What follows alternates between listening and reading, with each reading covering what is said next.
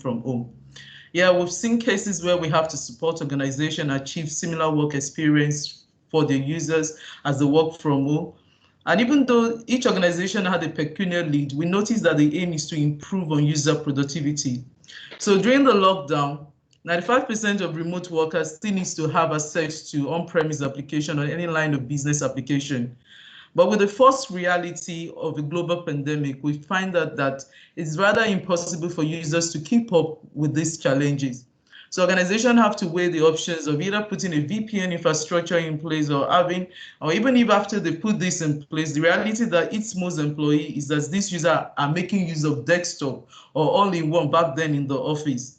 So one of the challenges is that even if we put VPN in place, how do we provide laptops now for these users? And the cost of purchasing an hardware will become something that, a lot of organizations are looking at.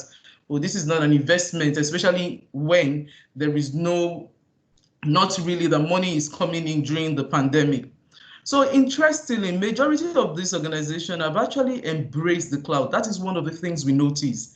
No, so when I mean cloud this time, I'm not specifically talking about the Microsoft cloud services.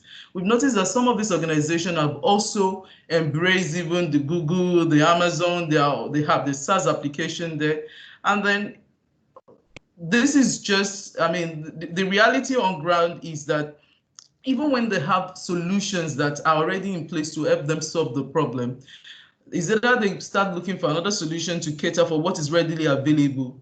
So today's session is actually to help us critically look at how we can secure access to our internal resources and at the same time empower users to work from everywhere. Believe it or not, the reality on ground, which may last for, we don't know how long it's going to last for, whether it's going to last for the next until the end of the year. What is sure about this is that organization is beginning to embrace the work from home reality, and this is going to be something that we increase till probably, we don't know. But then how do we help our users? How do we empower our users? How do they stay productive, even to things that probably they don't really need to go into the office to go and do? Do we want to endanger the life of these users by going back to the office or just because I want to go and finish up probably a process on the HR application or a line of business application where you can actually make that available for a user at the comfort of their house at any point in time? You don't even need to invest really on any hardware for your users. All you need to do is just make the application securely available for them. They can use with the use of their mobile devices or even their own personal devices. You can put a bit of control in place and then see how those users can access those resources. So with me on the call today is Adekunle Dean. Adekunle Dean is a cloud security engineer in Ha-Shem. So I'll be handing over the session to him to take us through this journey. But before we go on, please, a little bit of housekeeping. We'll need to, I want to indulge you to please, we are going to be recording this session. Crave your indulgence really because we're going to be recording this session. And the only reason we're doing this is to make it available for as many of our customers that do not have the access or they are not available to be on this call live with us. So we're going to be recording. Also, we'll also be asking you, please, if you have any question, try as much as possible to mute your microphone. You can use the raise of the hand icon if you have any questions, and we can always get back to you. Alternatively, you can use the chat window to ask for any questions you want to you want us to help you to answer. At the end of this session, we have an FAQ session where you can ask your questions. But before that time, please, you can put your questions in the chat window. Also, we'll be asking you to please help us fill our evaluation form. One of the reasons why we need that is because if you want any other topic you want us to discuss on this, or if there's anything that is bothering you and you feel it's going to be beneficial for every one of us to talk about it and help you as much as possible for it, tell us how we're doing and how we can improve. That's the essence of the evaluation form. So without wasting much of your time, I'm going to hand over the session to Adekunle Dean. Dean, you can take over. Thank you. So thank you, MJ. Thank you for the introduction. And I must say you've done a lot and you've discussed much about application proxy already. So without further delay, I would just walk through our agenda for today. Then I would explain some things also concerning application proxy, Active Directory, and application management also. Then we are going to walk through the demo together. And if you have some questions, please let us know. I shared my screen already. Please, can you all see it? Yes, we can. Yes, we can. Yes, we can. Thank you. So to start off, we'll be talking about application management because this is more like a starting point on application proxy, how you manage your applications, and we're going to also talk a little about Azure Active Directory, which also is the authentication and the identity and access management service for Microsoft. Then we'll talk about application proxy. So, so first off, a quick introduction about me. I am Dean at the Cloud Security Engineer with Ha-Shem, and I started as technical office support engineer, and so it means that I work a lot with different applications, software, and the likes. Then I am a technology enthusiast, a cybersecurity expert. I like to talk about technology a lot, and most of my time I work on Azure Office 365, suppose any of security application, security vendors or solutions you can think of. Then also I'm an MCT. So to start with, like I said, we have to start with the foundation, obviously. So Azure Active Directory, as most of you already know, Azure Active Directory is an identity and access management solution from Microsoft. So it helps you manage your identities, your applications. Identities now, I mean users, username, passwords, your applications also, which is what we are looking into today, and the rest of it. So Azure Active Directory it's different from your typical Windows Active Directory because it runs in the cloud, and there are other features like managing your SaaS applications. Your Windows Active Directory would not do that for you out of box. You need to use a third party tool. But Azure Active Directory does that for you seamlessly, helps you manage your cloud applications. And also it gives you a hub to do all those management, like your Windows Active Directory, whereby you'd have to manage each application separately. But you'd see what it looks like when we go to the portal. You'd see how you can how you can add your applications, manage them, assign them to users, and even restrict controls and and the like. So also Azure Active Directory helps us collaborate better. Yeah, that's where you have your business to business or business to customer. So you can imagine, irrespective of the identity provider you're working with, maybe your vendors, you are able to collaborate with them seamlessly. So all of this is what Azure Active Directory gives you, and this is what the foundation looks like. You have it seamlessly connecting to your on-premise. It helps you sync everything you have in your home. You can sync what you have in your on-premise to the cloud seamlessly, and gives you access to cloud applications, even other public clouds, then your Office 365, and now your line of business applications also. And it also enables the self-service, single sign-on for productivity, and it's really a simple connection. Yeah, so application management now next. So for application management, we need to make our works easier. So there's a thing with us trying to do so much where we can do we trying to do so much with so many we need so much time to do so much, but now you can do so much with just little time because now you have a way to manage all your infrastructure. Now I mean your applications, either they're on premise or they're in the cloud. So you have a way to manage them. This is what Azure Active Directory gives you. It gives you a hub to do all of that. Then you can also restrict access to those applications. It's a single place for you to store your information. That's your identities.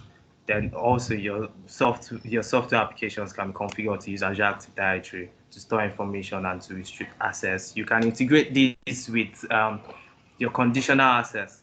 Now, I know we are used to you integrating your conditional access to your SaaS applications, maybe Office 365 applications. But now we are bringing this solution.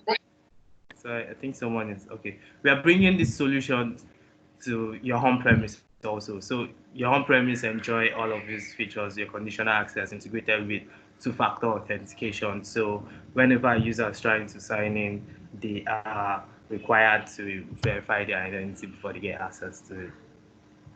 Also, application management enables you manage your enterprise applications. You see that it shows what that looks like and how to handle applications. So, the next slide.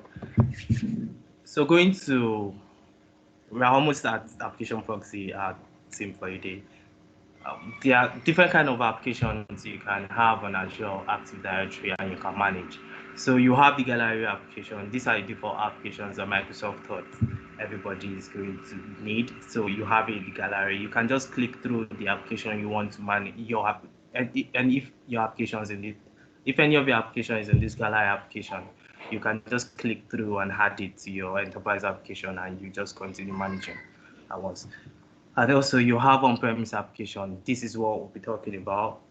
Then bringing on-premise application to the cloud using application proxy gives us a lot to do. And besides, you can also manage it using Azure Active Directory also this time. Then you have the custom develop application. This is when you are developing your own application. You can do this with Azure and add it and then start managing it straight away. Then what if you don't see your application in the gallery applications and you're already using it? So you can add a non-gallery application to Azure Active Directory and you can start managing it right away.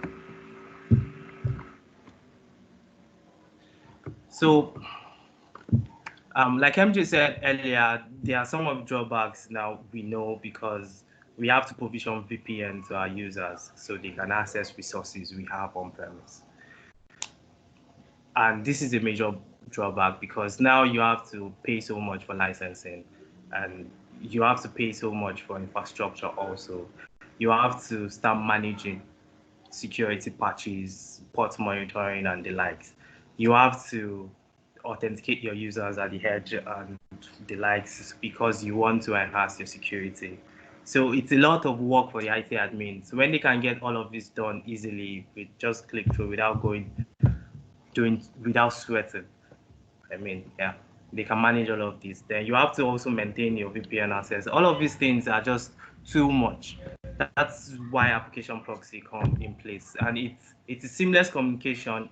Seamless communication. And besides, your users can connect either using their personal PC, their mobile phones, from anywhere. They can easily connect, and it's also secured. So you don't have to worry because you're bringing your on-premise application to the cloud. You don't have to worry about security. All of that is done seamlessly. So let's go to application proxy then. So what is application proxy? It's a service from Microsoft, obviously. It helps you enable your users to have access to your on-premise web applications from anywhere they are securely. So I know with me saying that web applications, you might be wondering, what about my desktop applications, my desktop application? Yeah, application proxy have that covered for you. You can also publish those native applications, the ones you install on your desktop. You can also publish that with application proxy and enable secure connection for your users. Then also, what else the application proxy does? It gives you remote access, obviously secured remote access, because we are going to walk through a demo together. You would see how you get to restrict users. You can use MFA also with multi-factor authentication. You can pre-authenticate your users also with Azure Active Directory before they get access to it. Then also it gives you single sign-on. So when it comes to user experience, now we want to make our users enjoy how they use application proxy, because this time they are not connecting, they are not within the office or the network, they are connecting from home. So it also means that typically most of us now, when we try to use a line of business application, even within our network, we require a different identity when we launch those applications. So we require a different username or different password to enter those applications. But now with application proxy, you can have seamless sign-ons whereby the same way they sign into the Office 365, the same way they are going to sign into the line of business application where you are published there. So what happens is with single sign-on, they don't even have to input their username and password again. Once they are already signed in to Office 365, he automatically authenticates them, and seamlessly they are in the app and they are able to do what they want to do. So it enhances your user productivity and gives them a great user experience. So also, application proxy, all it requires is just two things. You have a connector you install on premise, and you have the service that's in the cloud. So these are the things that talks to each other to give you that seamless integration whereby your application on premise is being remotely accessed from any location. So this connector is really small. It's not like it's something big. You can even co-manage it on a single machine with another service if you may. And also you don't even have to, it's not compulsory it has to be within your network. All it requires is that you should be able to connect to your application. You should be able to reach your application so it can be anywhere. So some of the benefits of using application proxy. First off, obviously, it's easy to use. Like, it's very easy to use. You don't have to break your head about troubleshooting why your VPN isn't working. The same way they access the Office 365 apps is the same way they are going to access your application when you publish them. And you don't have to change or update anything in your application. You really don't have to do anything. Microsoft Azure Active Directory does everything else for you. And it's very secure because you can pre-authenticate your users. You can combine conditional access with MFA. I know most of us already use MFA and conditional access. So now your line of business application can use this also seamlessly at no extra cost. It's very cost effective also. All you need to do is just have AD Premium Plan 1, which I know most of us have already. So let's see how it works before we go deep into the demo. So this is a user trying to access the line of business application that has been published from either a PC or a mobile phone. So once you try to authenticate, Azure Active Directory is one of the main point of the first main point of contact. Then it sends back a token to the user device. Then from that user device connects to the application service in the cloud. And the application service is the one that connects to the connector you have in your on-premise infrastructure, and you're able to access, and it connects to your web application, then it gives you access back. But then if you want to do single sign-on, this is where the fourth part comes in. If you want to configure single sign-on, at this point there's extra authentication that comes on here that the connector needs to do for you to get access to the application. So we can see it's just few steps and you're done. You get the application. So all of this, when the user tries to launch the app in the web browser, it doesn't even take up to 5 seconds before all of this comes into play. So it's not going to there's not going to be lag or something. There's not going to be latency. It's seamless. You're really not going to notice all of this. So there are a number of supported protocols for if you want to integrate it, if you want to enable single sign-on for your users. So you have the integrated Windows authentication, which is what I used in demo, and I'm going to show us how that works. With that, you need to create a Kerberos constraint authentication. So it's going to impersonate your users to create that single sign-on experience. Then you also have the header-based authentication, which works with ping access. So Microsoft has partnered with ping access to create this. So if your application supports the header-based authentication, you can use this. Also, you have the form-based, that's your password-based authentication.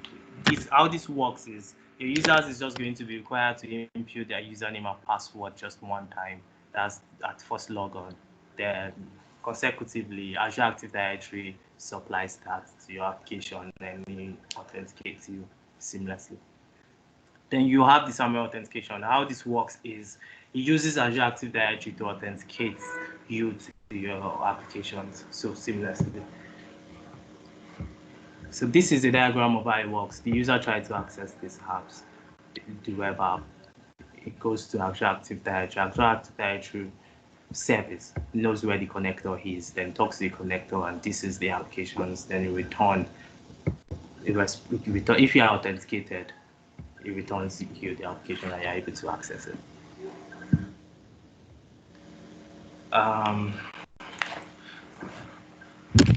So some of the security benefit we have with Azure Active Application Proxy. Authenticated access, I'm going to show us what that looks like. Then we have the conditional access also, traffic termination. Okay, also, one thing I need you to know is that all access is outbound. You do not have to open any inbound ports. You don't have to open any inbound URLs. It's all outbound. And the ports you even have to open outbound. I figure it's going to be already open. It's 80 and 443, and you have some URLs you might need to allow also. They are all outbound ports, so you don't have to open anything inbound. So you are secured also. And also Azure Active Directory gives you security and security analytics and machine learning based intelligence to create your logs, your signing information, and you're able to see who is accessing this application, the location, and you're able to take actions to remediate if you have any issues. So you also have the remote access as a service because the users are connecting remotely from wherever they are, and they are connecting seamlessly, just like they are in the office. Then you integrate well with Intune. So this even works more when you even have your native application, that's your desktop applications. You can integrate it with Intune. Intune would work with your company managed browser to give you that rich experience and to authenticate your users' access. And finally, you have the single sign-on, whereby your user don't have to repeatedly input their username and password when they want to access this application. So I'm quickly just going to go to the demo. I'm going to stop sharing now, but in the meantime, if you have questions, please I'll let MJ take you from here while I set up my demo environment. Okay, so thank you so much. Yeah, thank you. Are there any questions? Yes, Joy. I can see a raise of hand. Yes. Yes, Joy. Hello, good evening. Yeah, good evening, Joy. Can you hear me, please? Yes, I can hear you. Okay. So I have a couple of questions. When it comes to technology, I like to speak less of English. So when you keep saying it's very easy, just connect, it's very easy. I become a bit uncomfortable when you're sounding more like a salesman than an engineer. So let's go scenario based. Scenario based. I have an application that sits in my internal network, and my users don't access it using Active Directory logon. The application has a custom username and password set up for the user. I set up an application proxy connector. Is it free? Yep. It's not free now. So I should be the one to run it for you. Can people mute themselves so that they don't distract? Okay. Can I go on? Yes, go on, please. Okay. I have an application proxy connector. First question, where is the application proxy connector going to be situated? Is it installed on these web servers, or is it like its own standalone appliance or a gateway? From an engineering perspective, explain to me where does this connector sit that will enable it to integrate with my web applications? Because it's not Spirit. When I click, it needs to connect to somewhere. It's not Holy Spirit, so it needs to flow through somewhere. Where would this application proxy connector stay? is it going to be gateways on each web server that needs to be accessed, like connectors, or is there going to be a central gateway, and then on the web servers there will be some web service that will be pointing to this guy, or some agent on the web servers that redirect them to the application proxy?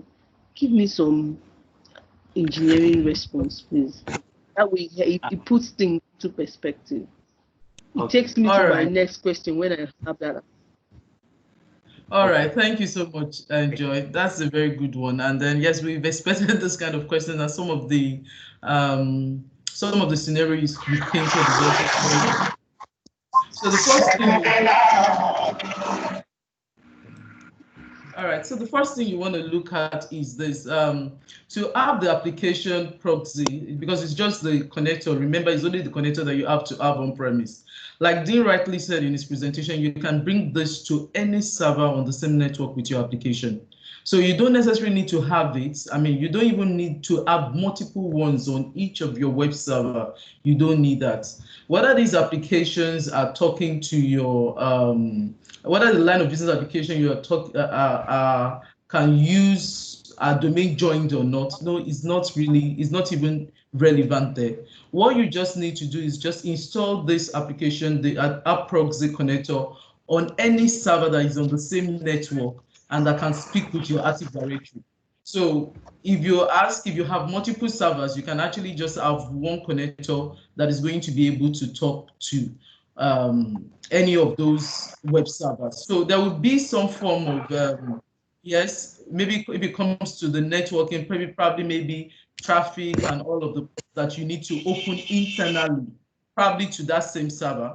But that server can actually, just because the size of the data is about 6 MB, can even collocate with any server on your network. That is the connector. So you can actually have it on any server, as long as it's on the same network that you can be able to get through to your Active Directory, and on the same network with your your web server. So except, Dean, you want to add something to that? Yeah, really, that's it. I said earlier, it can be located anywhere. All it needs to have access to is you should have a means to communicate with your application and your Active Directory. So irrespective of where it is, once you have the connector installed on it, you are going to obviously see it here, your connector here, once you install it. And if it's able to talk to your application, that's it. Okay, and one other thing that we need to also to let you know is that yes, the application must actually have, that connector must actually have an internet access on it, where it can be able to communicate with obviously Azure Active Directory App Proxy on the cloud. So it will require an internet access on it. So I don't know, Joy, if we were able to answer your question, or if you don't, we can always. Okay. All right. So you were able to debunk Dean's choice of words, saying anywhere, it doesn't matter. It matters. Which one? It matters where. So I'm very careful when someone says put it anywhere, it doesn't matter. It matters where it stays, because you just made a very valid point. You said it must be able to communicate with the Azure Active Directory. So we need to factor in that wherever this proxy would be. So it means that I can come to my own environment and decide to have maybe 2-3 proxy based on the kind of subnet or VLAN segmentation I have in my own environment. It doesn't matter. Is there a performance issue or a licensing constraint as to the number of application proxy connectors I want to have? So there is none. There is none actually. So what you need to actually define, you can even have one connector. What you need to define is the subnets. So if I have multiple subnets that my application is sitting on, I will need to define those subnets. In terms of when I'm setting up my connectors, each of the subnets, and then we'll be able to. So one of the things you look at here is that you have a connector here just because Dean is talking to one particular application. So for each of the applications that is going to be able to talk to. We need a connector that to be defined for that same subnet also, that it can be able to speak with. So there is no licensing implication. In terms of performance, if I'm to answer you, there are actually some form of, you can actually introduce a form of load balancing and availability even into your connectors. So like you said, can you have multiple connectors? Yes, you can have that. Probably maybe if you want to look at the performance, you want to work on the performance, you can actually have more than one connector. But if it's okay for you and you feel that the performance is not an issue and is something relatively you can manage, why not? You can have one. So like it says, there is no limit to the numbers you can have. There is no license implication. All you need, so I have to be careful here because I'm talking to Joy. All you need is AD Premium. You need the Active Directory Premium license, and that is why we said it now that a lot of customers already have this licensing. So if you're a customer that has EMS or you are running AD Premium Plan 1 or Plan 2, you already have access to this. So why not make use of it? So that's the answer in short. If you have any other questions. I have lots of questions. Just let me know when you need me to stop. So my scenario here is, or rather my understanding here is that the application proxy is to be installed on-prem. Okay, it might not be, if you choose not to install it on-prem, no problem. That's why I said it doesn't have to be in your premise. No, so I'm asking in my head, if it's not on-prem, that means there must be explicit permission from the application proxy on cloud to my data center. So it's either am I doing a VPN connection from my data center to the Azure, or am I doing a direct internet permission access to the Azure? It would be good to understand the scenario. So that's why I said that there's a difference between when you're doing a sales presentation, and because it helps us begin to know what's involved here. Because remember, we're trying to say that there's value to this than our regular VPN. So from an engineering perspective, that there was a vague there. I didn't understand if what's the connection between Azure and me. There has to be something. You don't just connect to me. It's either through internet or through a VPN. So my understanding was this app proxy will probably be in my on-prem, and then I'll create a tunnel to Azure AD, or from what you're saying, it's on the Azure AD. That means I have to find, am I going through open internet to my servers? How it's not adding up for me. I don't know if anybody's, for me, it's still not, the connection is still not adding. Maybe when you do the demo, it will make more sense. It's still not adding. Okay. Let me just quickly let me quickly add my other question. In one of your slides, you said all access is outbound. Yes. So in my head, I'm thinking all access is outbound. So I have a web application, probably they use to do POS requests. Somebody walks into the branch, makes a POS request, and there's supposed to be an approval. The boss is sitting somewhere in the country and wants to use the application to approve. He clicks, he puts his username and password. When you say all access is outbound, so in my head, when he's responding to the application and the application needs to go back to my web server, my app server is sitting in my data center, my database is sitting in my data center, and you're saying there's no inbound flow. How is that get response going to return back in if I don't need to permit any inbound? I'm a bit confused, please. Okay. So it's a valid concern, Joy, and then it's a valid concern. So let me take it one after the other. Now, the application proxy includes two things actually. You have the application proxy services that runs in the cloud. So that runs with the Azure application proxy in the cloud. So we'll come to that. Then you have the application proxy connector. That's what runs on your on-premise, on an on-premise server. So I'm going to give two scenarios here. You have a scenario where you just run a pure on-premise environment, and then you did your AD Connect. I'm giving a scenario where somebody is already using Microsoft 365, Office 365, and he has EMS, and you've already started running that. And then you did not do what is called a site-to-site VPN. That is, you did not extend your Active Directory environment to Azure.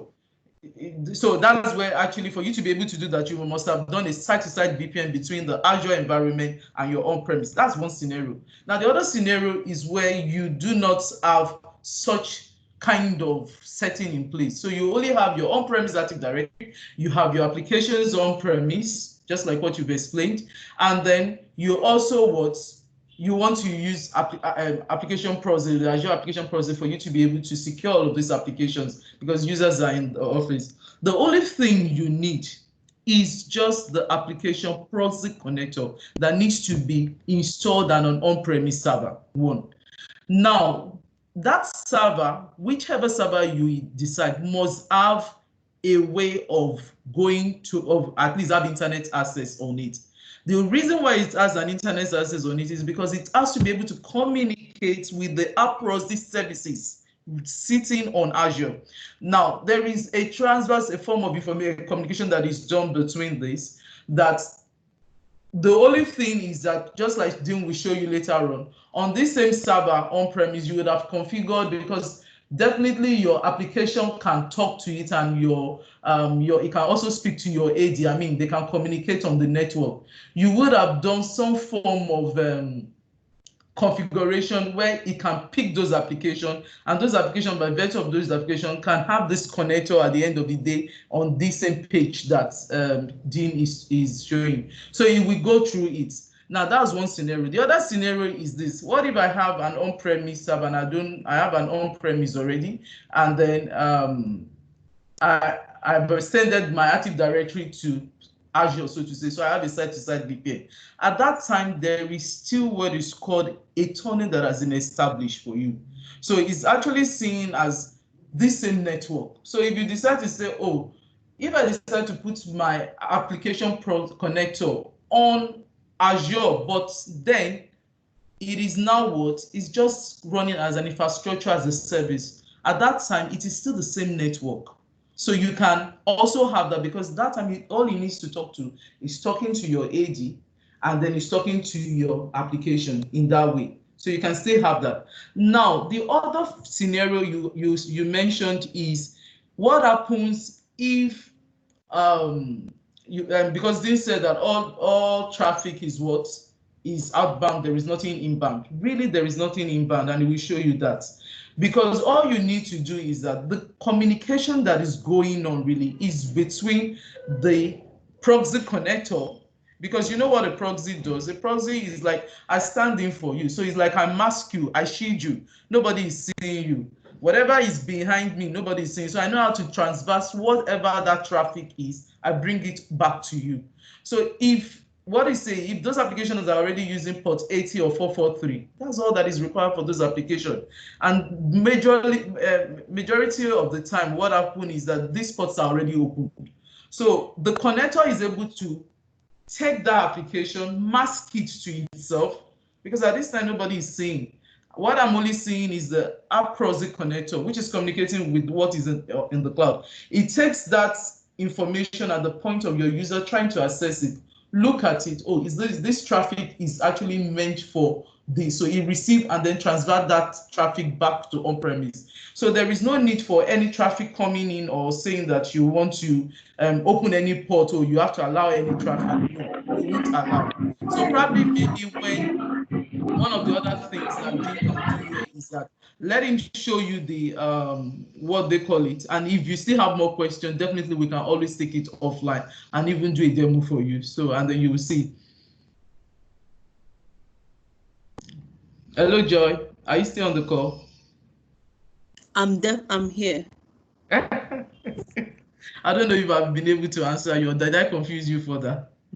Don't worry, don't be confused. No, I wasn't confused. Like I said, choice of words sometimes. Okay. So when you say no, I want to know whether we have a new technology that, so it makes more sense, you know, for a kind of scenario, like you explained, two scenarios. So if I already have a site-to-site, I'm almost like on the same network. If I don't have a site-to-site, then I need a connector in my on-prem that will be the proxy agent. Now it makes more sense. So that connector receives the response from the user that is online, maybe through a mobile device or whatever. The connector is now the guy that actually has the access to my on-prem web application. So if my on-prem applications are already receiving response on 80 or 443, my proxy connector goes to them on that same and just tunnels that request back to the user. Now it makes more sense to me. Thank you. Yeah, you're welcome. Yes, Greg, I'm sure your hand would have been paining you since. Sorry.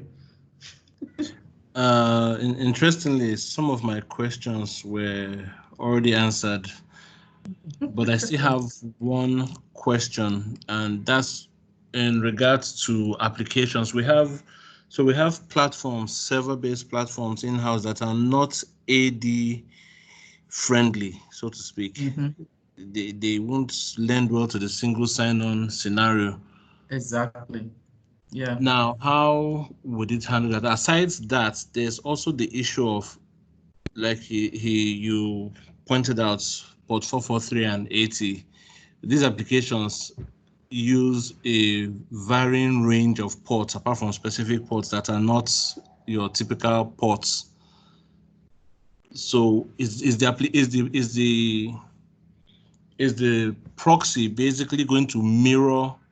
Is there a way for the proxy to determine which application to profile? I know if it's for an AD or an application that's already on your Azure catalog, it will probably have settings for that one. But if it's a non-AD friendly application, how would it profile it and know what traffic and what ports and whatever to send to the end user who is probably at home? How does it handle it if it's not going to be MFA compliant, if it's not going to be AD integrated, if the user has to enter a different authentication system after Okay, logging so into the system? Okay, so good. That's a very valid question. So one of the things I'll answer the one, and then maybe later let Dean move into is this thing before I answer, Okay. because we're actually running out of time. So one of the things you need to be aware of is that if you're using an application that is not, which comes up a lot of times when we're using applications probably that are not, they don't do any form of LDAP query, and they don't really talk to it, and you don't put, and you don't need. So the most you can have on sub application, you can still publish it, but what you wouldn't have is the single sign-on. So there won't be that part of the pre-authentication scenario. You can't have that.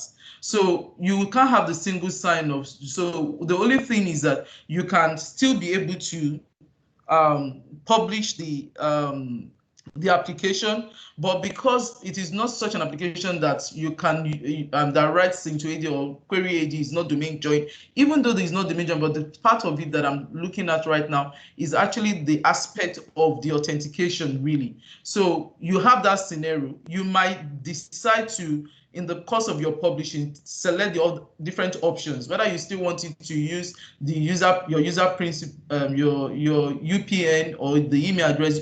Then we show you all of that. But what you can't really achieve is the single sign-on.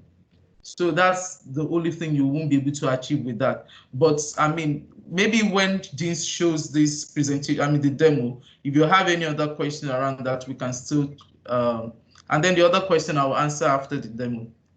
Okay, I'll just hold on for Dean to go into his demo because there are some other questions as well as dependencies. What if the backend application has dependencies on server file shares that are not available to the user when they're outside? So maybe the application has other directories that it needs to function, but those are not visible to the user without a VPN. Okay, all right. How would it do that? Yeah. Okay. I like the fact that the question is an interactive session, so what we can answer you here, we'll get back to you, but we'll try as much as possible to answer all of your questions. All right, Dean. Okay. Okay, thank you, MJ, for that, answering most of these questions. So this is where I installed, okay, I hope you can all see my screen. This is where I installed the application proxy. The services here that's going to install is just two. One is the connector that talks to the service. Then you have the update app because it automatically updates, so you don't have to worry about that. So if I stop this connector, this is going to go inactive. So that's what it means. Also, this is because I've installed the connector. I have just one, so this is it. So I made this app proxy. This is also the name of my application anyway, just to manage resources.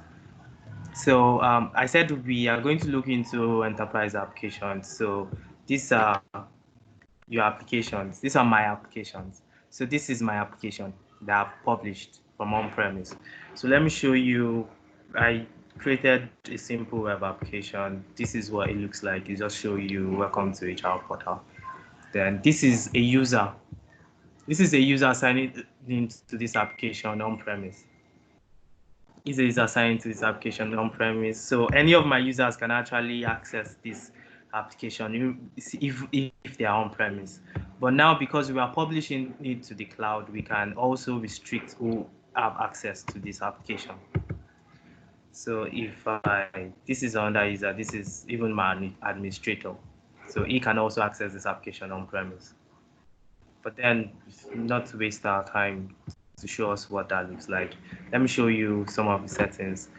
If I want to add an application, I can click on this add application. I spoke about the gallery apps. I spoke about the custom apps and on-premise application. So to add an on-premise application, I just click this. Then settings pops up. You give it a name and the internal URL, that's the internal URL you use to access this application on premise, you input here, automatically is going to, let me just do something here then.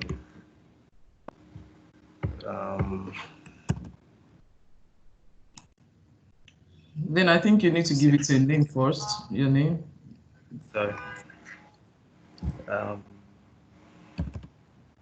Let me just say app proxy, just for simplicity. Then I give it a name. So internally, maybe I access this application as app proxy. Dot.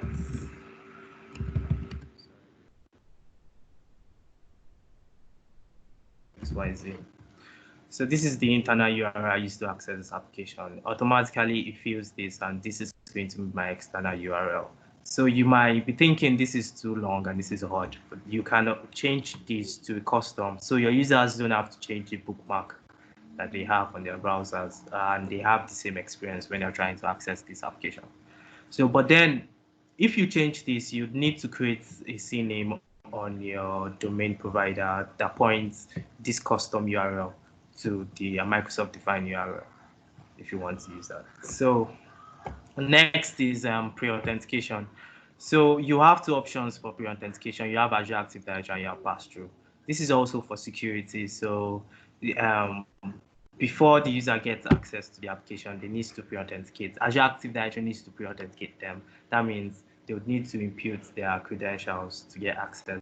But if we're using single sign-on, Azure Active Directory does this automatically also. So Active Directory is going to, we're going to use, I'm using integrated Windows authentication. So my AD on-premise, I already did delegation for my application and I created an SPN. So lots of that in between to create this single sign-on experience. But if you don't want it or your application do not support it, you can use the pass-through.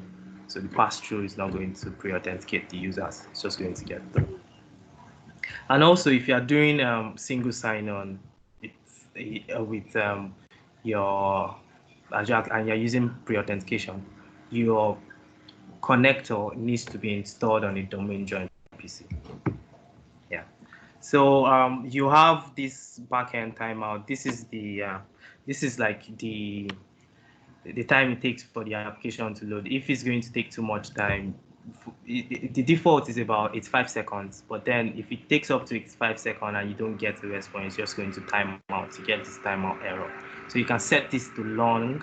It's going to increase it to about 180 seconds. Then you have this option to do whatever you want to do with the cookies that the application creates when your users use them. So I already created an application here already. Let me go back to my enterprise application. So this is my application. Let's see what it looks like. So this is an overview also. If I go to the properties, I can add an image so my users have the same experience when they try to access it. These users and group, this is where you assign the applications to your users. So once you assign the application to a user, only this user is able to access this application remotely. So any other user you didn't assign this application, they can't have access to this application remotely. And once you assign an application to a user, they get to see it on their my apps portal. That's the access portal. We're going to see what that looks like. Then this is the single sign-on. So I said I created an SPN. This is it. Then I remember the MJ was talking about the login identity. So in case you have several options here, depending on what your application supports. So you can choose any of these, but typically most applications will use your user principal name. That's why I have it here. That's your email or like, so that's why I have it here. But if your application supports any of this, you can also do that. Then let me just show you the options we have for single sign-on. So I can choose to disable, but I said earlier I'm using the Windows integrated. I can use the SAML, I can use the form-based. So it depends on what your application supports, really. And you have the linked. So the linked is for applications that already have single sign-on enabled with another identity provider. So basically what you'll be having here is linking the users to this. So what the user is going to see in their My Apps portal, if you use the link, is the link to the application. So once they launch it, it just takes them to the application. And if you have an identity provider already that performs single sign-on, you automatically authenticate these users to use them. So let me show you. Also, there's provisioning. To provision, I didn't do anything on this really, to provision the application to your users. So there is also the application proxy. This is where you get to manage. So this is my settings. This is my internal URL. This is what it gives me. I did not use the custom. So, but you can choose to use the custom. And I'm pre-authenticating using Azure Active Directory. So also another thing you need to note is when you're using the custom, you need to create a certificate also. And you can choose to use a wildcard certificate if you want to.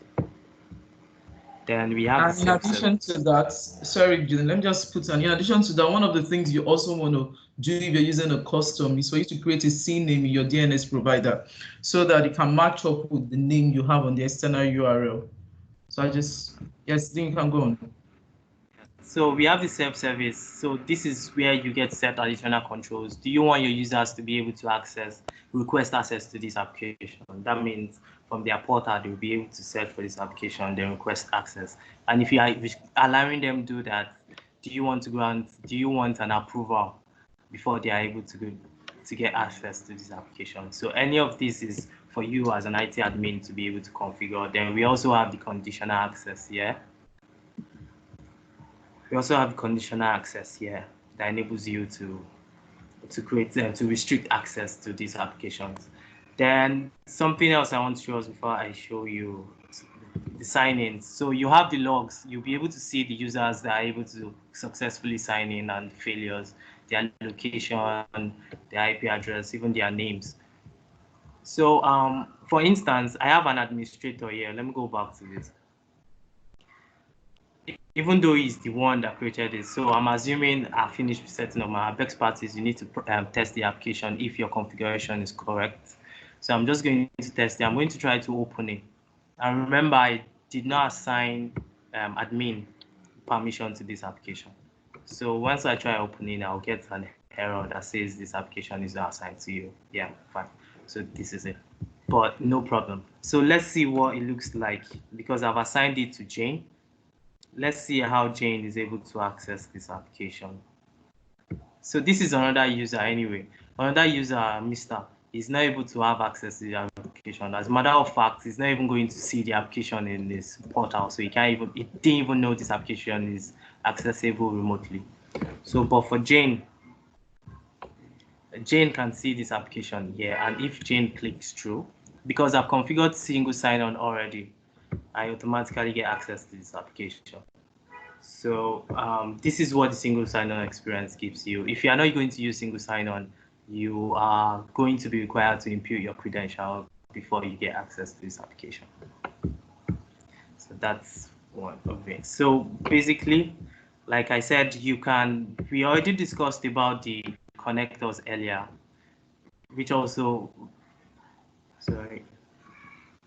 So the connectors earlier, you can have connector groups. So for resiliency, in case any of your connector is down, the other one can carry on.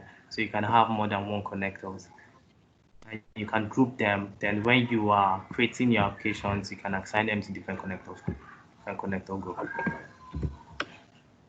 So basically, that's more about it. Then I already showed you the services I have configured for the application. Then I told you earlier that I created a delegation on my application on my domain controller. So basically, that's it. So if you have questions now, don't mind. I'd like to take the questions. Thank you so much, Dean. I think Joy is raising an hand up. Yes, maybe we can entertain more, or like one or two more questions because it's already 6 o'clock. For some of us that still have questions, we might remain on the call. I mean, so that we can end this call because of time. We don't really want to take the time for those. But however, so with the other questions before I go to Joy, please. The other question for Greg. Now, the other question is that what if you have the application, talking to a backend at the end of the day, and then it sounds like a file server you can call? Yes. Well, yes. So for that, because the whole essence of it is that at the point of you creating the application actually is what you're after. So the application talking back to the backend, I may not give you exactly, but I want to assume, and I want to assume that might not pose as an issue, but we can always sit with you to give this a try. It's actually it's a document management system. So what happens? SharePoint. Yes. No, it's not SharePoint. Actually, yes. Laser-faced. Okay. So essentially, even when they're working from home, they still process some paper documents that they need to scan, like the legal departments. So they scan it with their home scanners, and because they are on the VPN, they are still able to save it to the application, which saves it to its database as well as a shared drive, a mapped drive. Exactly. So it works once they're on the VPN. I'm just wondering how this will work when it's an app proxy. Okay, so because before you even explained, thank you for that. Before you even explained, I wanted to first ask that if this application is actually, if it's something that can be likened to SharePoint, because the way you explain it's like more like a document management system that also we have something like SharePoint. So one of the things that application app proxy actually was targeting more was for people that don't have on-premise SharePoint. And probably when you have the on-premise SharePoint and you cannot, so which explains the kind of scenario you have where you can always have something that will dump and then permissions, or you create a folder, or you create something where people permission is required for them to be able to upload data into all of that, like a dump. So like I said, it works perfectly with SharePoint we described. So the same technology and the same documentation is what probably maybe I can give to you, and then we can look at this more. We can look at this more probably after this call. Yes, it can. Okay. Yes, it can work with it. I want. So if I say yes, I mean with the scenario of SharePoint, I'm painting that I want to believe it can. But if not, we'll always get back to you and then open any other. Yeah. Also, so Joy, please. Okay, sorry. Also, to add to that, the port that's been opened is basically between the connector and the services, the port and the URL. It's not for the application itself. So because he assumes that the connector know how to reach the application you have on premise. Exactly. So every other thing is done. Yeah, thank you, Dean. Thanks for that. Yeah, I actually forgot that part of his question. All right, so I think we also have a question from Joy. Joy, please, do you mind? Let me quickly take Mrs. Bernard. Joy, so that we can rotate it around. Then we'll come back to your last question, please, Joy. Yes, Mrs. Bernard. Yes, I don't think you've unmute yourself. Hello. Right. Yes, ma'am. Yeah, I said you have been able to answer one of my questions about document management, and I'm also looking at my file server. How do I connect my VPN through my file server that is on premise? All right, so for file server, I would think there will be another solution. There's actually what is called Azure Sync, Azure File Sync. So what you can have in that situation is this, and which is the beauty, I think, for one of the insurance company like yours also, we had to deploy that, and then what happened is that all they need is just a site-to-site VPN, and then between Azure and their firewall. And then, so you use an Azure file sync, and with the Azure file sync, is there even need for a site-to-site VPN? I'm not sure about that any longer. So all you need is we sync also whatever it is on your file server to the Azure file sync. But ultimately, if I were to advise you really, because you're an Office 365 customer, I would rather tell you to leverage on using your SharePoint on OneDrive for a file server, because that is where Microsoft and with that you don't really have to pay an additional fee. So it's already bundled with your license. So you can actually transition from your file services to your SharePoint or your OneDrive, where you can always access your files wherever you are. You don't really need to come into the office. And the same way you have map drives for your users, you can actually have document libraries like that on Office on SharePoint. Okay.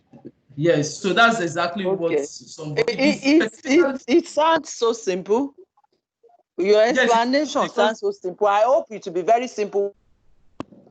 This is better than I'm using it. Yes, it's what we have been using. So if I'm breathing, I'll tell you to. So we do that tomorrow on a lighter mode. It has to be simple, though. It has to be very simple. Hello. All right. I said we do that tomorrow. All right, ma. We'll connect with you after the call, ma. Joy. Okay. Yes. Thank you. Yes, ma. Thank you. Yes, Joy. Joy. Hello, Joy. You're not muted. I don't know what I think you're. You're not muted. You're not. I was laughing when they said hope is that easy, and I said, well, that was you people are doing sales. You're not doing engineering. You know, sales. You tell us everything is sharp. Engineering is not that. I was happy that other people were thinking the way I was thinking, that people are just doing sales here, and you're technical people, but you're speaking like sales people. But it's okay. No, not at all, Joy. If it is not something I use, I will not tell you that it's easy. To be honest, no, I know where.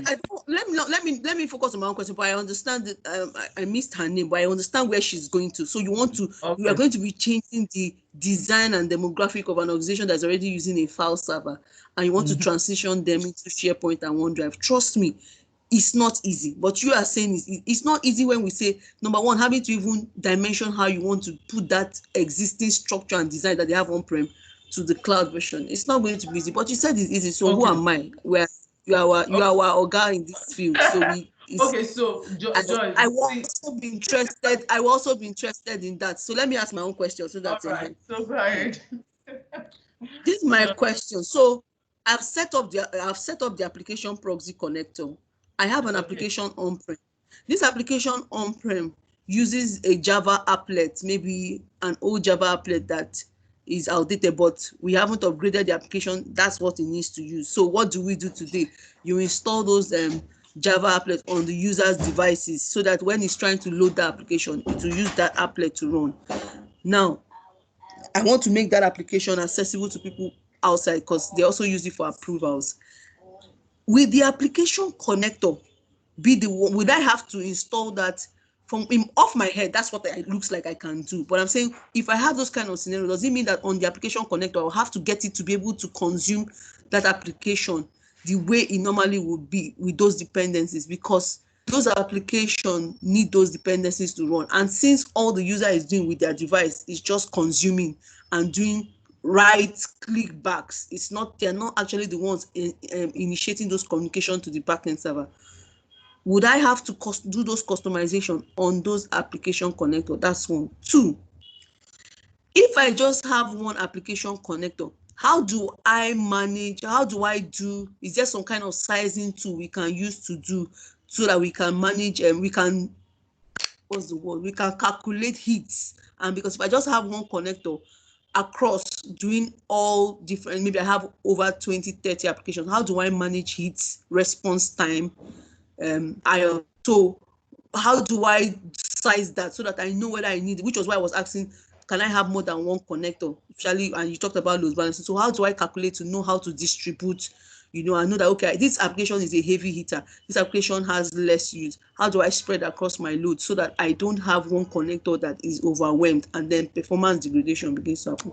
I don't know if I put my question well. Yes, you did. Okay, so I'm going to put something also in the URL, and that also points to your last one. I'm starting from the back to answer you.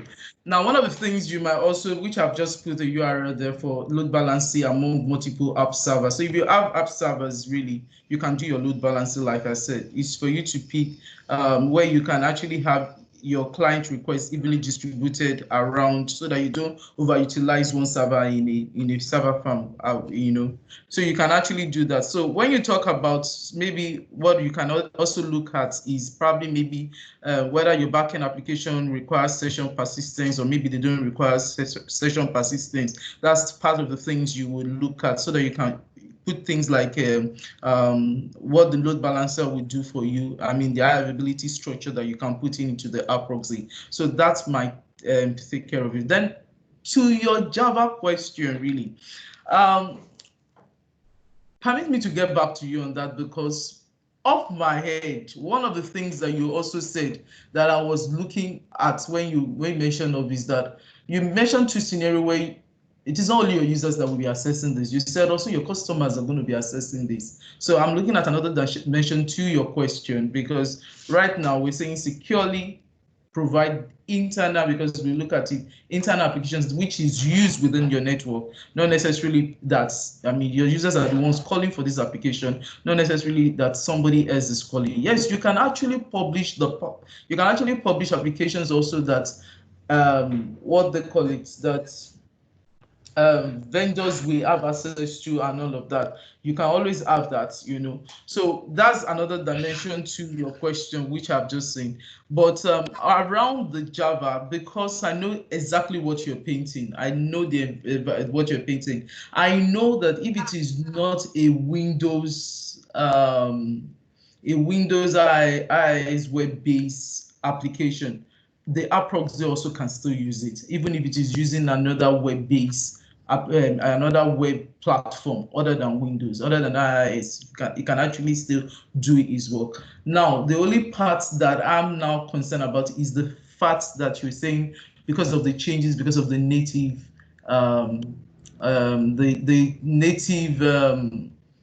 writings or you have to do to those applications, you have to the customization you have to do on the user system. So that is the only thing that, I mean, I know it's that JavaScript. So that's the only thing, and I think that's why I don't want to commit, because this is Joy I'm talking to. I would rather want to look at this more. I'll give you an example. There's some, yeah. So for just call it, how do you handle legacy applications? How do you handle them? You understand? There's some applications that will still need what's this old one on Windows 7, you know. So I think the best way how do you handle 7 Windows? Yeah, so how do you handle legacy applications that you still need to make available outside? Okay, because the application proxy, I will presume, will be running an updated Windows. So how do you handle legacy applications? If the application proxy, the guy is going to be proxying that request, how do you handle it? Okay. All right. So John, let me get back to you on that. I'll get back to you on that. Definitely, I'll get back to you on that. If not today, I'll get back to you tomorrow on it. And then I can always post it on our next, even if we have, so that every other person can benefit from it. We can always post it that this is a question that was asked, and then we'll get back to you. I think we've used any other question. No, we've used about this is 15 of our time. We've used extra 15 of the time. So thank you so much, everyone, for joining this call. This is a call we decided to do for our customers. We can't reach you, we can't come to you. I mean, during this pandemic, everybody has to work from home, but we feel this is the only way we can reach out to you. And this session is going to be coming up every Thursday. So we have another topic next week to talk about. And then we can also, before we start the other topic next week, some of the questions you highlighted, if you're on the call, we can just talk to you about it or even send a mail. So we'll try as much as possible to do that. Next week is another interesting session for us. However, Ha-Shem has like about 5 Microsoft certified trainers that are also part of the Microsoft Certified Trainers M365 chapter for Nigeria. So we have a lot of, which one of us happens to be the